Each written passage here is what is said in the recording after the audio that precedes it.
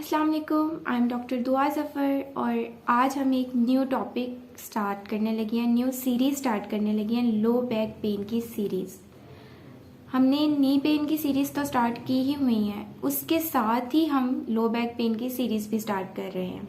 एक दिन knee pain की वीडियो आएगी, एक दिन लो बैक पेन की वीडियो आएगी और इसके साथ हम आगे सर्वाइकल को भी, नेक एरिया को भी ऐड करेंगे आने वाली वीडियोज़ में, क्योंकि ये दो सबसे ज़्यादा मेजर प्रॉब्लम है। लोगों को घुटने का मसला बहुत है और कमर का मसला बहुत है, तो इन दोनों सीरीज़ को हम साथ साथ लेके चलेंगे। तो आज का हमारा मेन टॉपिक यही है कि every low back pen is not same. जिस तरह हमने फर्स्ट नी पेन को देखा था कि उसके डिफरेंट डिफरेंट कॉजेज़ क्या हैं, उसी तरह आज हम देखेंगे कि लो बैक पेन सारी एक तरह की नहीं है और सबको अलग अलग तरह की ट्रीटमेंट चाहिए। मेन हमारा आज का टॉपिक है स्लिप डिस्क के बारे में, जो पहला कॉज है। वीडियो स्टार्ट करते हैं। वीडियो स्टार्ट करने से पहले kindly do like my video, subscribe my channel and press the bell icon. Video start करते हैं। तो स्टार्ट करते हैं causes of low back pain. सबसे पहले कॉजेज हमें जानना इंपॉर्टेंट क्यों है, क्योंकि जब भी कमर के दर्द को हमने ट्रीट करना होता है, लो बैक पेन को ट्रीट करना होता है, हमें जब तक पता नहीं होगा ये कहाँ का मसला है, किस एरिया का मसला है, हम उसका ट्रीटमेंट प्लान नहीं दे सकते।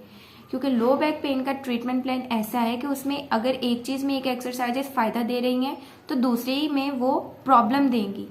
बहुत छोटी छोटी बातों का ध्यान रखना पड़ता है, नहीं तो मसला, अगर छोटा सा मसला होता है वो गलत एक्सरसाइजेस से ज़्यादा मसला हो सकता है। इसलिए लो बैक पेन की एक्सरसाइजेस में बहुत बहुत ध्यान करना पड़ता है।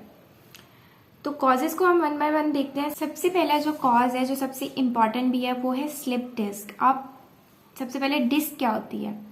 हमारी जो दोनों वर्टिब्रास को सेपरेट कर रही होती है, ये दो हमारे वर्टिब्रास हैं जो स्पाइन में हमारी पीछे वाली बैकबोन पे होते हैं। सारी हमारी जो हड्डी है उसके सारे वर्टिब्रास लगे होते हैं। अब उन दोनों वर्टिब्रास को जो सेपरेट कर रही होती है, जो एज अ कुशन उन्हें प्रोवाइड कर रही होती है, वो होती है हमारी डिस्क। अब डिस्क बेसिकली वाटरी ही मटीरियल है, उसके अंदर सारा वाटर होता है, 80% उसमें वाटर होता है। वो दोनों वर्टिब्रास को ऐसे करके सेपरेट कर रही है, उनके दरमियान में है डिस्क। और जब वो ऐसे बैकवर्ड पीछे की तरफ निकलती है उसको हम बोलते हैं डिस्क स्लिप। अब डिस्क खुद नहीं निकलती, उसके अंदर जो 80% वाटरी मटेरियल होता है वो पीछे की तरफ आता है। तो इसमें हम लोग अब ट्रीटमेंट में क्या करते हैं, इसकी ट्रीटमेंट में हम लोग एक्सटेंशन एक्सरसाइजेस करते हैं, क्योंकि हम ऐसे आगे को झुके, डिस्क हमारी पीछे को निकल गई, अब हमने उसको वापस अंदर डालना है। तो अगर हम ऐसे ही एक्सरसाइजेस करते रहेंगे तो वो तो मसला और होगा, इसलिए हमें उसमें एक्सटेंशन, पीछे की तरफ मुड़ने वाली एक्सरसाइजेस करनी पड़ती हैं। ये पहला कॉज है। दूसरा कॉज आता है वर्टिब्रल फ्रैक्चर, या फिर हमारी जो L5 और S1 बोन है, वर्टिब्रास हैं, वो एक दूसरे के ऊपर स्लिप, ये L5 है, ये S1 है, ये ऐसे एक दूसरे के ऊपर दरमियान में डिस्क है, ऐसे एक दूसरे के ऊपर स्लिप कर जाती हैं इंटीरियरली। उसके लिए हमें फ्लेक्शन एक्सरसाइजेस करनी पड़ती। पहले हमने क्या किया था, ये हमारी फॉर एग्जांपल बॉडी है, तो पहले हमने एक्सटेंशन एक्सरसाइजेस की थी, जिसमें हमें स्लिप डिस्क की वजह से जो हमें पेन आ रही थी उसके लिए हम लोग ऐसे पीछे को जाके एक्सटेंशन एक्सरसाइज कर रहे थे, जिसमें हमारी स्पाइन में एक्सटेंशन हो।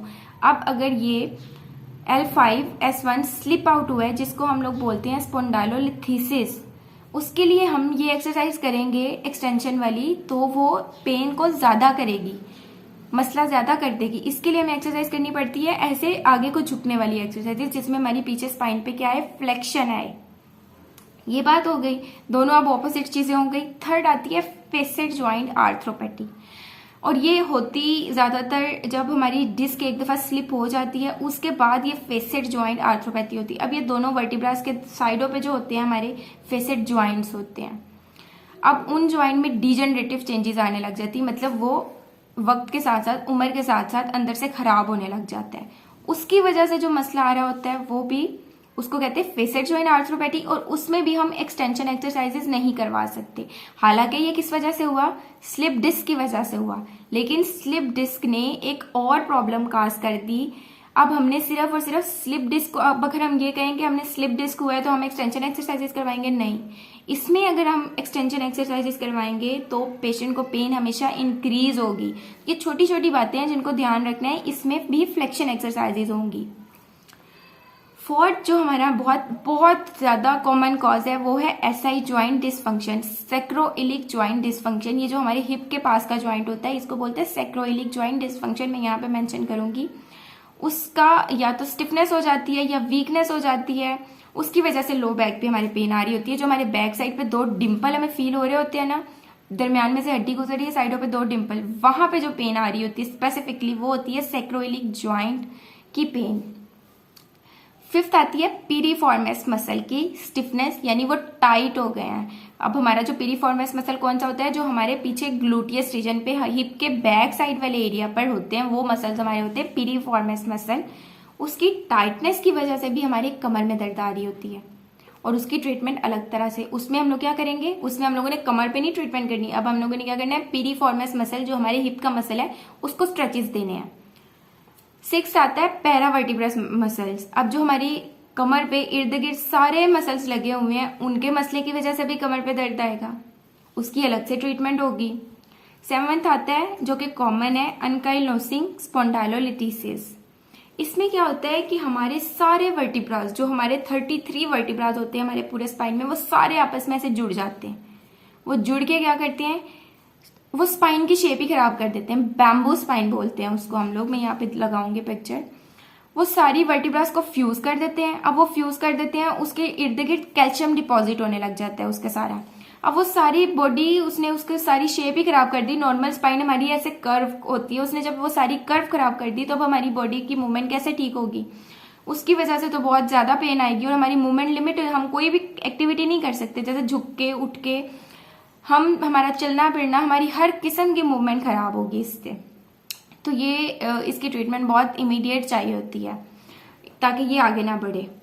ये 7th कॉज था। अब 8th कॉज आता है हमारे पास कि हमें किसी ऑर्गन का मसला है, हमें बैक पेन का मसला नहीं है, हमें किसी ऑर्गन का मसला है और उसकी वजह से हमारे बैक पेन में, फॉर एग्जाम्पल किडनी की बात कर लें, किडनी हमारे पीछे लगी, अब हमें किडनी का मसला है और वो कमर की तरफ रेडिएट कर रही है, तो अब हम उसको कमर के पेन तो नहीं ट्रीट करेंगे, उसको किडनी की पेन कंसीडर करके किडनी वाले डॉक्टर के पास जाना पड़ेगा। तो सबसे पहले आपने ये समझना है कि आपकी दर्द कहाँ से है, क्या वजह है उसका, उसके अकॉर्डिंगली फिर उसका ट्रीटमेंट प्लान होगा, वरना कुछ भी नहीं होगा। मसला बढ़ता जाएगा और वो फिर बहुत, अगर वो 1 दिन में ठीक हो जाना था, 1 माह में ठीक हो जाना था, तो फिर वो 5 माह 6 माह इस तरह ट्रीटमेंट प्लान ज़्यादा लंबा जाएगा। तो ये छोटी सी वीडियो थी जिसमें सारे कॉजेज बताए हैं।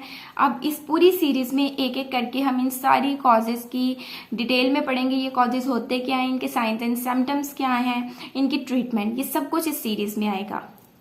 तो उम्मीद करती हूँ आपको पसंद आई होगी वीडियो, छोटी सी वीडियो है। और लाइक करें मेरी वीडियो को, चैनल को सब्सक्राइब करें, शेयर करें वीडियो। थैंक यू एंड अल्लाह हाफिज़।